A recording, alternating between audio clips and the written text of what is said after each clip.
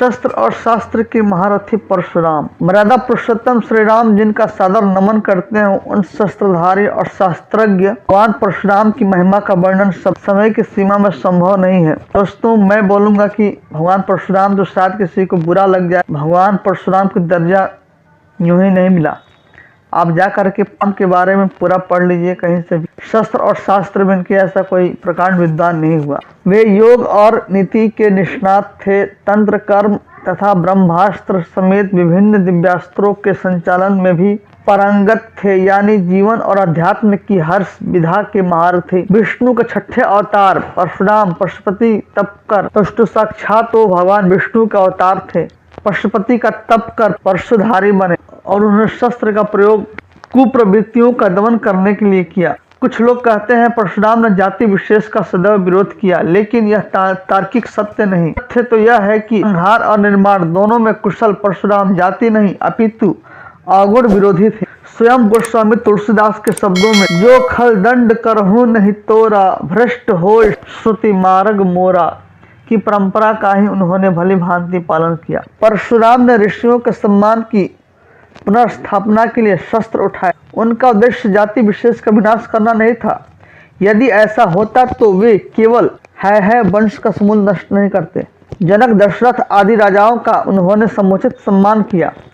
सीता स्वयंवर में श्री राम की वास्तविकता जानने के बाद प्रभु का अभिनंदन किया, तो कौरव सभा में कृष्ण का समर्थन करने में भी परशुराम ने संकोच नहीं किया।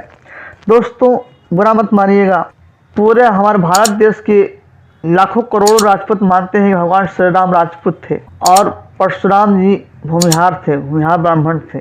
इनमें हमेशा दोनों में लड़ाइयाँ होती रहती है। अगर खुद ऐसा होता तो परशुराम जी श्री राम कितना आदर नहीं करते।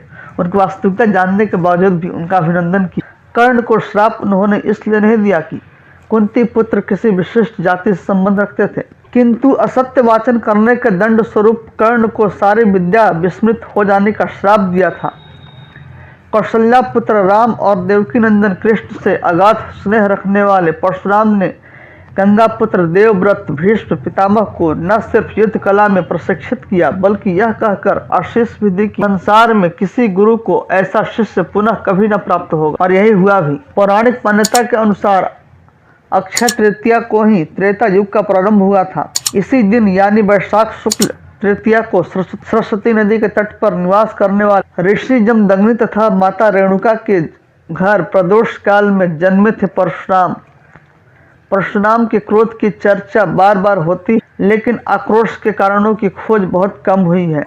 परशुराम ने प्रतिकार स्वरूप है वंश के कार्तवीर्य अर्जुन की वंशवेल का 21 बार विनाश किया था, क्योंकि कामधेनु गाय का हरण करने के लिए अर्जुन पुत्रों ने ऋषि जमदग्नि की हत्या कर दी थी। और यहीं से भगवान परशुराम परशु उठाया और पूरे क्षत्रिय वंश का विनाश किया। भगवान दत्तात्रेय की कृपा से 1000 भुजाएं प्राप्त करने वाले कार्तवीर्य अर्जुन दंभ से लबालब भरा था। उसके लिए विप्रवत जैसा खेल था, जिसका दंड परशुराम ने उसे दिया। ग्रंथों में यह भी वर्णित है कि शस्त्रबाहों ने परशुराम के कुल का 21 बार अपमान किया था।